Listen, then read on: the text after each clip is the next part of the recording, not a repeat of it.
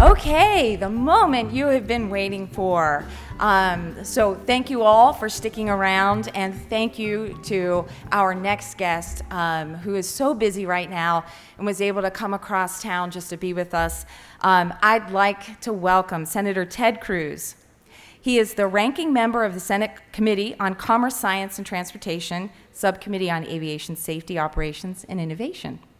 Senator Cruz likes to say he's living the American dream after his father fled Cuba with just $100 in his pocket. Senator Cruz clerked for Chief Justice Rehnquist, worked for George W. Bush's campaign for president in 1999, and later became Texas Solicitor General. He won a Senate seat in 2012. Without further delay, please join me in welcoming Senator Ted Cruz.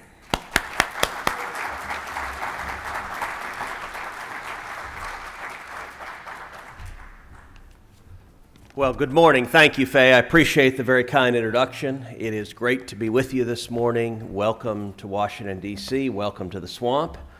We're glad to have you here. And let me start by thanking you for the tremendous work you do. Our aviation system is the pride of the world. It is world class, and every American depends on it. Depends on it for business, depends on it for commerce, depends on it for leisure, depends on it for goods and services, depends on it for our economy to operate each and every day. And the challenges that y'all deal with, the scientific and safety challenges, the logistical challenges, the moving people and things and dealing with grumpy human beings, I know you never have to do that. All of that is amazingly complicated, amazingly complex, and people only notice when things don't go right. But it is integral to the strength of our economy. I'm blessed to be from the great state of Texas. Texas is, of course, a critical aviation hub. We are grateful for that. We aren't greedy. We just want everyone traveling in America to travel through Texas on the way. And if they have common sense, they can stay, and if not, please get the hell out quickly. I will also note when it comes to aviation that I have a particular warm spot in my heart. My cousin Bibi was a flight attendant for Delta. She met her husband, Marino, who was a pilot and later a captain for Delta.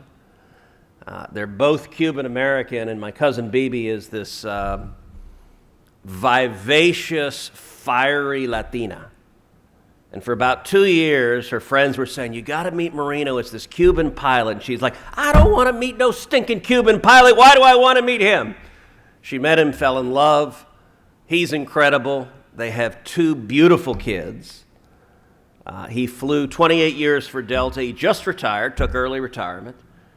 And he's now gone back to work for Southwest as a flight instructor. He's coming up on retirement, so he decided to be an instructor instead of a pilot anymore. And so I appreciate the work you guys do. Look, we've come through challenging times in aviation in the last couple of years. Everyone here knows with COVID, the world shut down. And you all saw your passenger counts plummet to levels never before seen, through no fault of your own.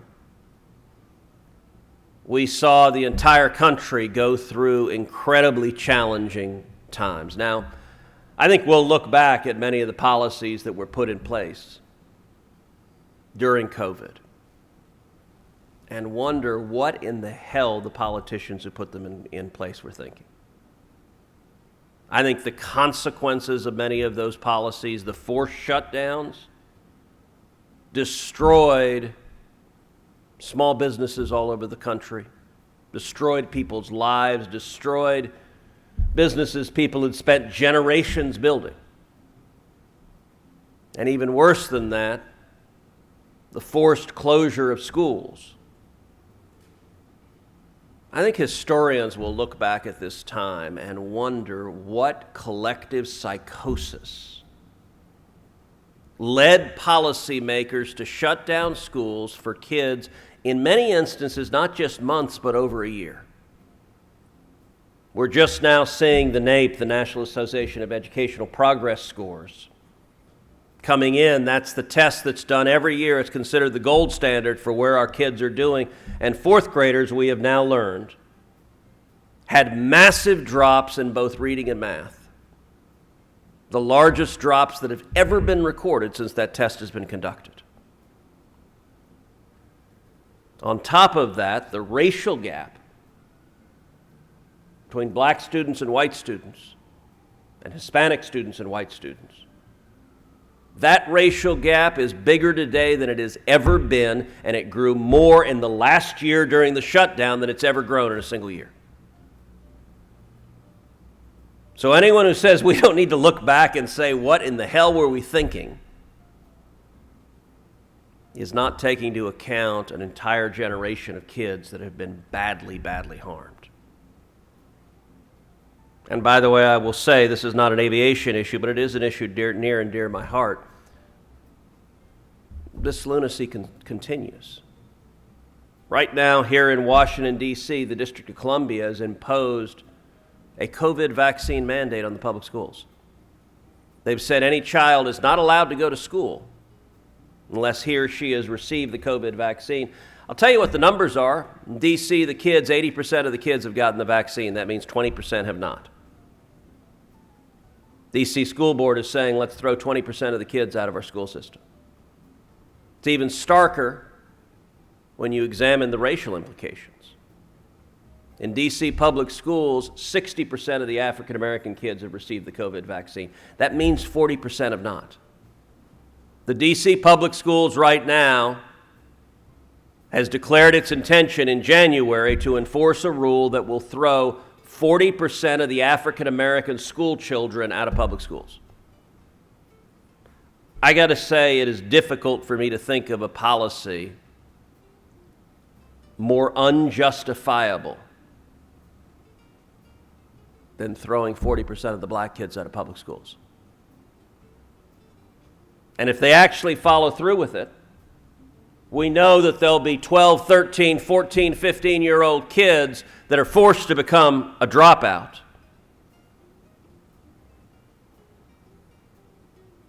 And we know the chances of them going down a path of destruction will rise dramatically. That if they actually follow through with throwing out so many children from the schools, we know many of those children will be forced to go into a life of crime and drugs and poverty and misery.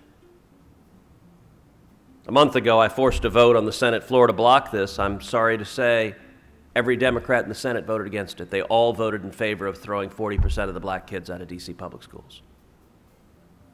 This makes no sense. And I will say, I said it didn't have to do with aviation, but there have been too many aviation companies that have imposed the same thing. United Airlines fired 200 pilots and flight attendants because they failed to comply with the mandate. Now, I'm grateful that after the public pressure, United relented, allowed their employees to come back. Without exaggeration, virtually every time I fly, I have some of those employees come up to me and say, thank you for fighting for me. Thank you for fighting for the chance for me to go to work. So I hope we learn lessons from this pandemic. I will say going forward, there are many challenges facing aviation and facing the regional airlines in particular. One challenge you're facing is a pilot shortage. That challenge is real. I'll note that may call into question why exactly we had folks firing pilots. That seems somewhat counterproductive if you've got a pilot shortage. But there are a lot of things we should talk about, and I expect that we're going to talk about in terms of how to address a pilot shortage. There's steps like ensuring that the GI Bill can apply to all aspects of flight school, including the initial step of getting your private pilot's license. We can also look at increasing the number of examiners for check rides, reducing processing times for paperwork at the FAA, and how, without compromising safety, we can allow people in the training pipeline to work while they're training, or how we can accelerate some of their required training courses. Of course, safety of the flying public has to remain front and center, the highest priority. But every additional barrier and regulatory impediment contributes to the pilot shortage and the operational crunch that we're all feeling. And we can and should take actions to alleviate those problems. I also want to add that when it comes to pilot training, as well as training for other aviation professionals that are part of the ecosystem, I've introduced legislation that's called the Education, Freedom, Scholarship, and Opportunity Act, which would be the most far-reaching federal scholarship program ever created. It's $10 billion a year, $100 billion over 10 years, in federal tax credits to individuals and companies that make contributions to scholarship-granting organizations in the states. Set up by the states, opt in on the state level. 50% of it is K through 12 education to give real choice, real option, real freedom for parents. I will say, with the pandemic shutdowns, the need to give parents the ability to choose the best schools for their kids has become even greater. But the other half of it, $5 billion a year, is focused on vocational training, focused on scholarships for adults who don't have the skills they need to succeed in today's economy to acquire new skills. And when it comes to aviation, whether it is getting the skills to be a pilot or getting the skills to be an airplane mechanic, that vocational training can produce enormous dividends in terms of enhancing the pipeline of men and women who are available to do it. I've traveled the state of Texas doing roundtables, discussing with small business owners, with stakeholders, the need to invest in expanding educational options, and I hope we can move forward, because I can tell you, as a dollars and cents matter, both for industry and for the government, it is an enormous win-win to help people get the skills they need to work a good, high-paying job where they, A, provide for their family, and B, pay taxes and contribute more significantly to society. In addition, as everyone knows, we're approaching the FAA reauthorization. Current reauthorization expires just over a year from now. But we're not waiting to get started on the next bill. There's a bipartisan effort led by myself, Senator Sinema, Senator Wicker, and Senator Cantwell, where we have been actively soliciting priorities from key stakeholders, including everyone in this room, that we want to inform and shape the next FAA authorization. I want to tell you more broadly, everyone knows we're in election season. We're less than 2 months away from an election in November. Now, I don't know what's going to happen in November. Nobody else does either. But I know what I think is going to happen. I think November is going to be a major change election. I think the odds are incredibly high that Republicans are going to retake the House. I would put those odds at north of 90%. And I think the odds are good that Republicans will retake the Senate. I'd put those odds at about 60-40. If that happens, as you know, I'm next in line to chair the Commerce Committee. If it doesn't happen, I'm next in line to be ranking member on the Commerce Committee. So either way, we're going to be busy. But I certainly hope it is the former. And I will tell you, if I am the next chair of the Commerce Committee, it is my intention to be a vigorous chair. Now, what does that mean? I think about the committee's jurisdiction really with two parallel paths. One is oversight, examining rules, regulations, policies, actions, waste, fraud, and abuse within the administration that are hurting 30 million Texans and hurting people across the country. Unfortunately, in the last 2 years in a Democrat Congress, there's been virtually zero oversight of the Biden administration. if control of Congress changes, that's going to change in a very significant way. And it's my intention to be aggressive on oversight of all of the agencies within Commerce's jurisdiction. Secondly, is bipartisan, pro-jobs, pro-growth legislation that has a real chance of passing and having a positive impact on the economy. And the Commerce Committee has a long and very successful history of passing legislation just like that. I've passed a number of bipartisan bills through Commerce over the years. And I intend for us to be very busy over the next 2 years if we take the majority. Where I am right now is very much engaged in what I would call a listening tour, which is sitting down and listening with key stakeholders across every industry impacted by the Commerce Committee and trying to make decisions about what our priorities should be. If you have 100 priorities, you don't have any. You've got to decide where to focus your time and energy and the time and energy of the committee. And so my interest is where you get the biggest bang for the buck, where you get the biggest impact. And so I would actively welcome everyone here for your thoughts, your ideas on what the committee's priorities should be on either of those paths. On the oversight path, are there rules, are there regulations, are there policies, is there conduct of the administration that needs to be examined and that needs to be changed? That's an important responsibility for Congress, oversight, regardless of who the administration is. But in my judgment, I think the path this administration on has been very harmful. Secondly, in terms of bipartisan pro-growth legislation, I would welcome your input on where you think the greatest benefits lie. What would make the most significant difference to your businesses? What would help you grow? What would help you create more jobs? What would help you be more productive? What would help you drive the American economy even further and even faster? You know, I'm reminded some years ago, when I was sitting down with the CEO of a big company that had just moved from California to Texas. That's happened a lot. In fact, I will say the Babylon Bee had a rather funny meme where they said Texas is building a wall on their southern border that consists of nothing but U-Hauls from Californians coming to Texas. It's an interesting picture of a wall built by nothing but U-Haul trucks.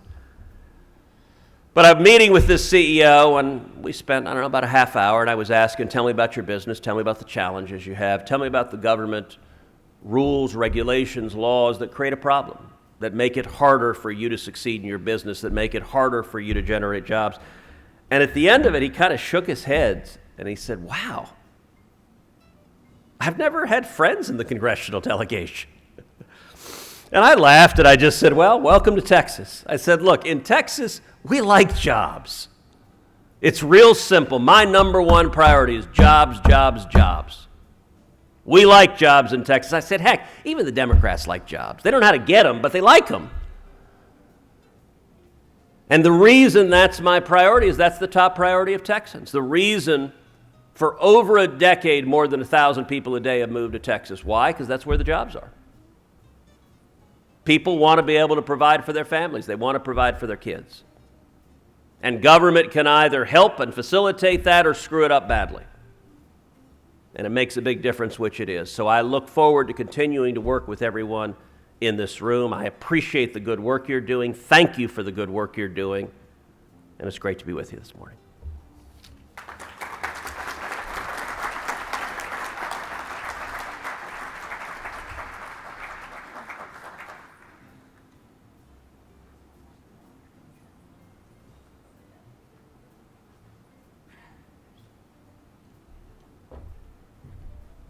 All right. Thank you very much, Senator Cruz. Lots of good insights there. And in particular, I appreciate having the issue of the GI Bill and being able to use that for all aspects of your flight education. So important, and it doesn't get nearly enough attention.